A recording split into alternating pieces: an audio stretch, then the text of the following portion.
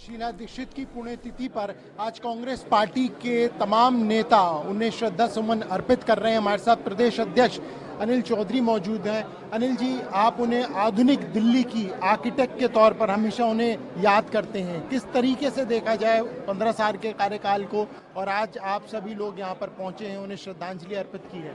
जी बिल्कुल, आज न केवल कांग्रेस परिवार बल्कि दिल्ली का हर वो व्यक्ति जिसने शीला जी को नज़दीक से जाना हो या शीला जी के कामों को जाना हो या जिसने दिल्ली को बदलते देखा, जिसे जो आधुनिक दिल्ली की आप बात करें, शिल्पकार कहा जाता है। इसलिए कहा जाता है कि 15 साल उन्होंने समर्पण के साथ इस शहर को अपना परिवार माना। शीला जी ने एक एक बारीकी पहलू पर ध्यान दिया, चाहे दिल्ली का इंफ्रास्ट्रक्चर हो, बच्चों की भविष्य की बात हो, बच्चों की सुरक्षा की बात हो, गरीब लोगों को एम्पावर करने की बात हो, गरीब घर में जन्मी बच्चियों को एम्पावर करने की बात हो।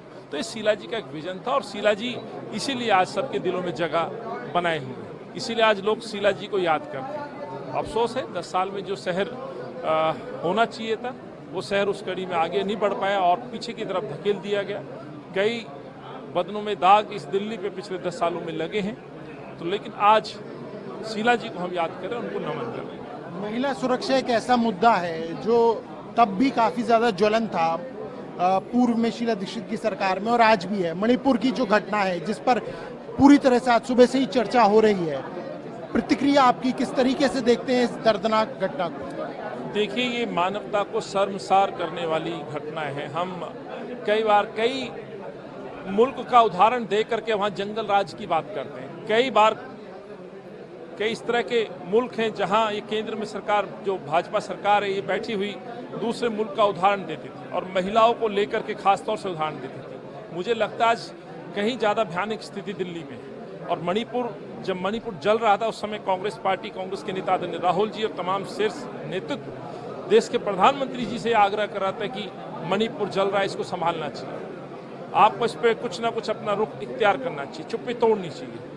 लेकिन ऐसा नहीं हुआ और आज स्थिति इतनी बद से बदतर हो गई है, मानवता को शर्मसार कहिए। तो प्रधानमंत्री ने इस पर प्रतिक्रिया दी है, सामने आई है इस पूरी घटना को लेकर। आज प्रधानमंत्री जी अपनी चुप्पी तोड़ते हैं। सवाल ये उठता है, अब से पहले क्यों नहीं? आखिर एक प्रधानमंत्री का अपने देश के एक राज्य पर 2 शब्द कहना, शांति की अपील करने में आखिर क्या जाता है? प्रधानमंत्री जी का यदि 2 शब्द अपील की कर देते, शांति की अपील कर देते, सद्भाव की अपील कर देते, तो किस चीज़ का इंतजार मोदी जी देख रहे थे? सवाल तो ये उठता है, आखिर ये अपील आज क्यों? और आज भी जिस तरह से बयान दिया है कि देश के तमाम मुख्यमंत्रियों से मैं आग्रह करता हूँ, आपने मणिपुर की जनता से क्या आग्रह किया? आपने आपसी भाईचारे मोहब्बत के लिए क्या आपने आग्रह किया? सवाल तो ये उठता है। और बच्ची बचाओ बच्ची पढ़ाओ का नारा मोदी जी ने दिया था, वो केवल नारा ही रह गया। बच्चियों पे सच्चाई तो ये है, बच्चियों की सुरक्षा के लिए कोई काम तो हुआ नहीं, और यदि काम हुआ होता तो इस तरह के जघन्य अपराध नहीं दिखते। और मैं तो उन लोगों से कहना चाहता हूँ जो मुख बन करके ये घटना देखते रहे, शर्म आनी चाहिए उनको। क्या हम लोग इतनी दरिंदगी की हम सीमाएं पार कर चुके हैं कि हम भूल गए कि वो भी किसी की कोख से जन्मी एक बेटी है?